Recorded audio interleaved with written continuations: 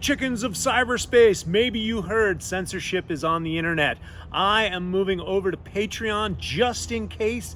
I've already been shadow banned, I've been censored, and as you guys well know, I have not put advertising on what I consider my art, my videos, and my content for many years on YouTube, for actually the last 13 years on YouTube. And so I'm moving over to Patreon. We will have Q&A, one-on-one coaching, and the Man Clan will all be over there, as well as exclusive content only for the Patreon viewers. Please jump over there and subscribe just in case, and don't let your meat loaf.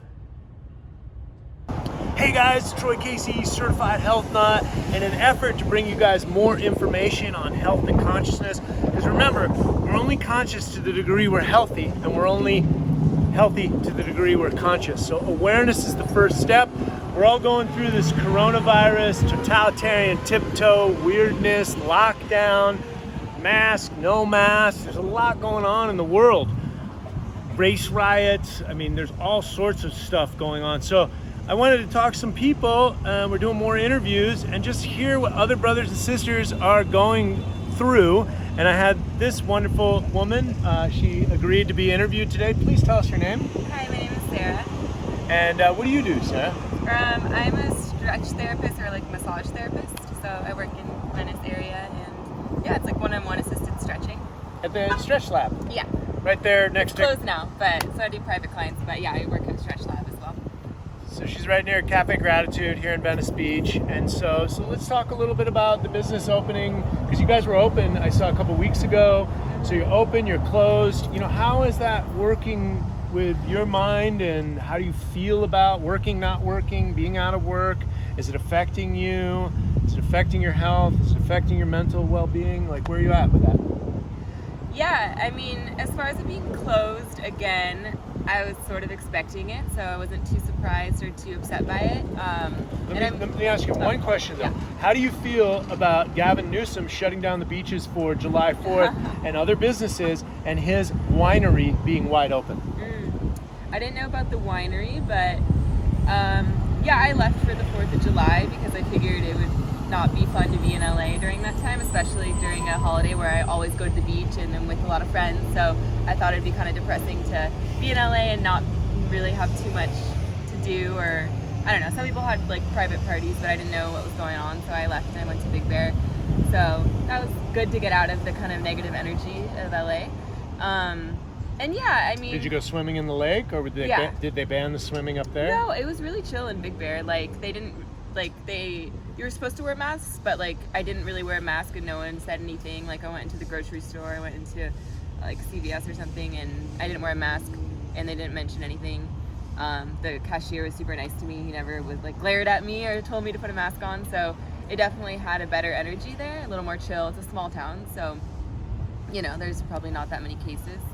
But yeah, I think being in LA is probably one of the worst places to be right now, because yeah, I just feel like the energy is bad, and it's a very liberal town as well, so like a lot of like shaming going on. And do you take that from other people? Have you been shamed for your lifestyle, or for if the wind blows and we have a different idea from somebody, next thing you know, you're a racist. Have you experienced any of that? Or I definitely have, and I've personally felt like it wasn't worth it to me to express my opinion, so I kind of just stopped talking about it whatsoever, at least on social media, where I feel like kind of anyone can see my posts, or anyone that's following me, or random people could potentially see it. So take it wrong, attack you. It's not really a safe place to post or to express myself. Obviously, when I'm talking one-on-one with someone, then I know who they are and no one else is hearing it.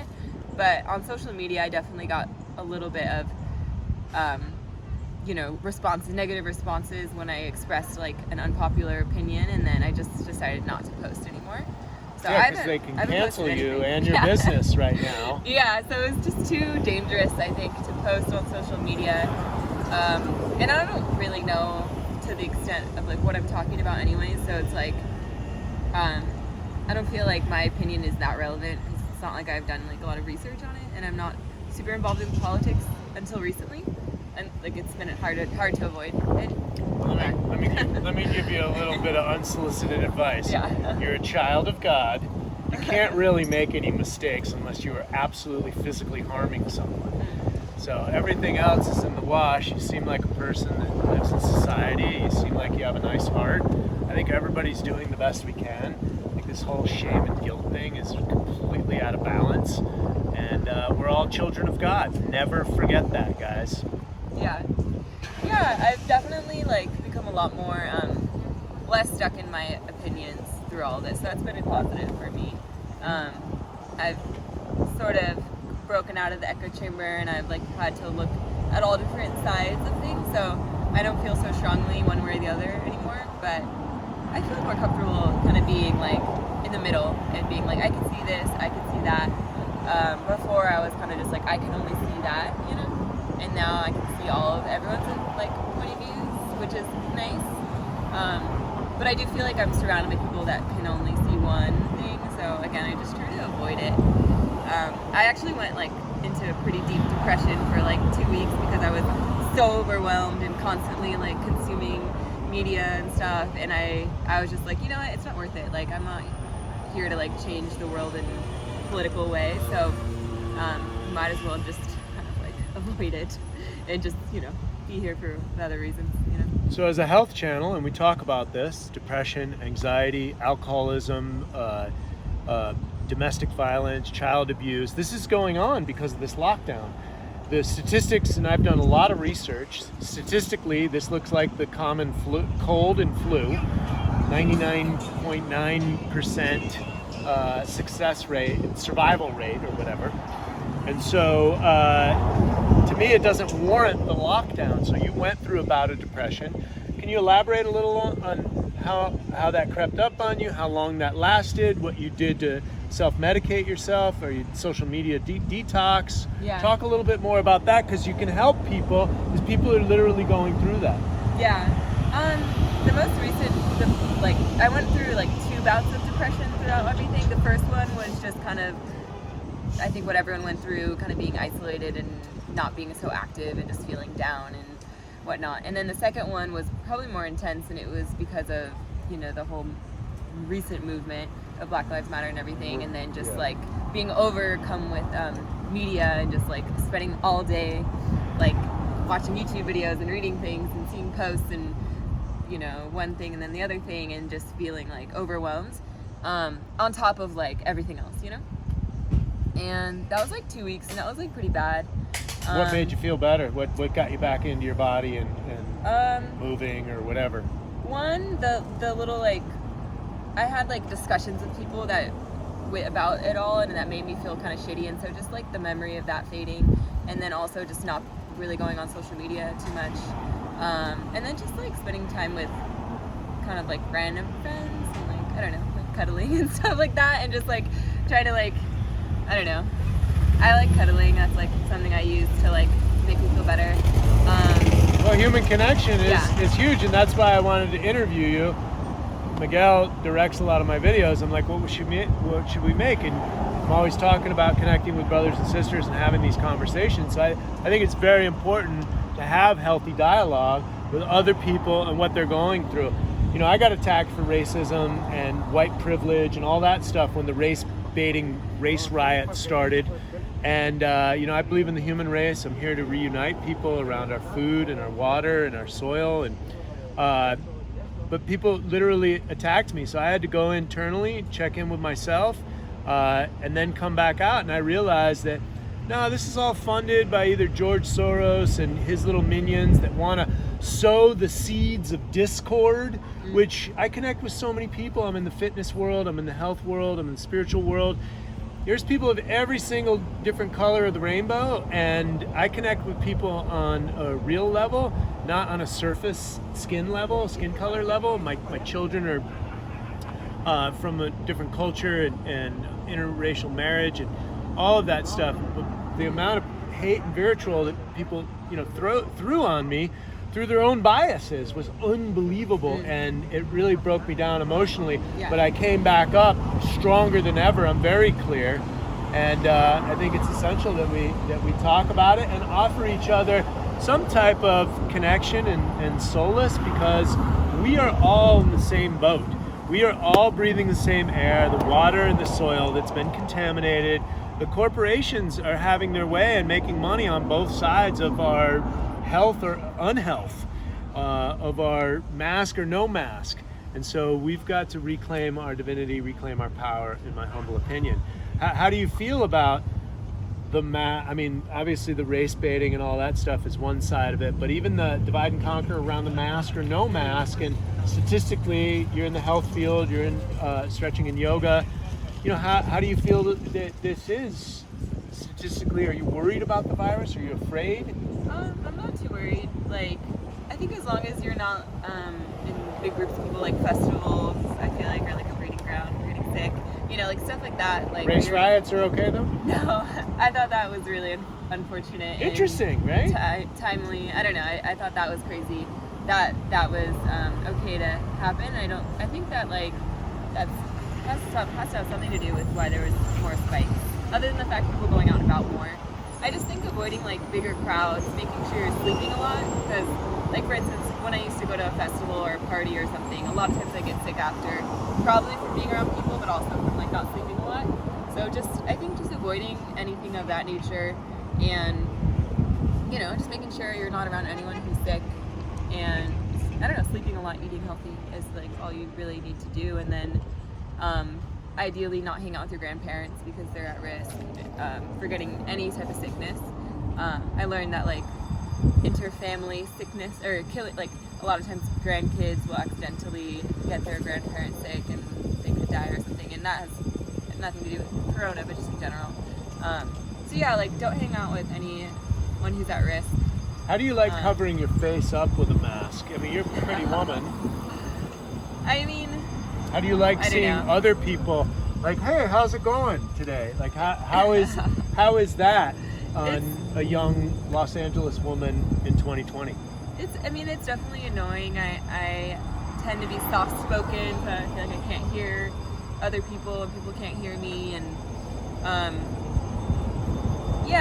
think it's a little ridiculous. A little ridiculous. Not for me. I just think her. we should avoid people that are sick. Don't go out if you're sick. Like, don't get too close to like unnecessary random people on the street. Common sense. Yeah, but the mask thing, I don't know. It's interesting. Like, I don't know. I feel like if you need people to wear a know mask, my opinion, but go ahead. Just like don't be near them if you're worried about it, But I think if you're just interacting with like a handful of people every day and you're sleeping well, I don't think you have anything to worry about. Just avoid large groups and sleep a lot. I think that's really all it comes down to. And of course, you have to be healthy in all other aspects of your life, but well, you're at Air One, so you eat organic food, yeah? Yeah. You work next to Cafe Gratitude, and it looks like your tissues are doing pretty good. Yeah. Your skin's good, right? Yeah. You can't get that from eating junk food. No, I like to eat healthy. I've always eaten healthy my whole life, so I think I'm a pretty healthy person. I don't have any autoimmune disorders or immune suppression or anything. I had black mold exposure, so I had complete that's like my dad. Chronic fatigue and autoimmune, neurological, spaghetti legs. I had to rebuild everything. That's what the book is about, rebuilding. Oh, really? With holistic health. My dad, his house is older and it had black mold, I guess, toxic mold or something. So he got a test like right at the beginning of all this, and for his lung capacity, and I guess part of it was dead. So that was unfortunate, and he's 68 or something, he's older. So I worry about people like him, but at the end of the day, I'm not just gonna like sit around worrying, and like he is quarantining for the most part. Like he'll go play golf with friends, but that's really all he does. So. I made a video on black mold recovery, so I'll send that to you, and maybe that can help him. But what's your final message to people out in cyberspace, and then where people can get more information about you? Me, okay. I would just say be smart and healthy. Like, do whatever you would normally do to stay well, and otherwise don't stress. And but yeah, don't hang around people that you feel like are susceptible, because you don't want that pressure on you. So that's really it. And smile. Look at that smile. Smile a lot. Smile, and Yeah, If you try get- not to get wrapped up. Like, I don't know. Everyone's like turned into an advocate or an Advocate? what's it called? Advocate for the masks or advocate for I can't think of the word, but you know when you like adversary, when against or for. No. What's the word?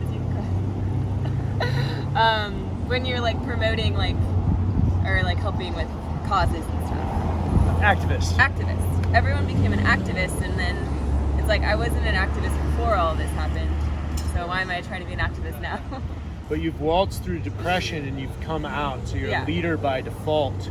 And so what I teach people, because when I went through a divorce and then remarried my ex-wife, it's all in the book as well. But somebody taught me breath work. So I cleared my head with the anxiety and the depression. And you can do that at any given time, guys. If you're going through that depression, even 10 breaths with a hold, and that will clear your head. So there's always solutions. And then, of course, connect with her who's been through it. Oh yeah, my name's Sarah. My Instagram is Soul Stretch Sarah because I do stretching. And Look at that smile. yeah, Just Smile smile, more. guys, and connect with your you can brothers. do a lot more help when you're happy. So don't get wrapped up in it. So, God bless. Connect with Sarah. Thank you, guys. Thanks again for tuning in, guys. Please subscribe, share these videos with as many people on the internet as you think they'll help. And don't forget to click the button for Patreon below, just in case.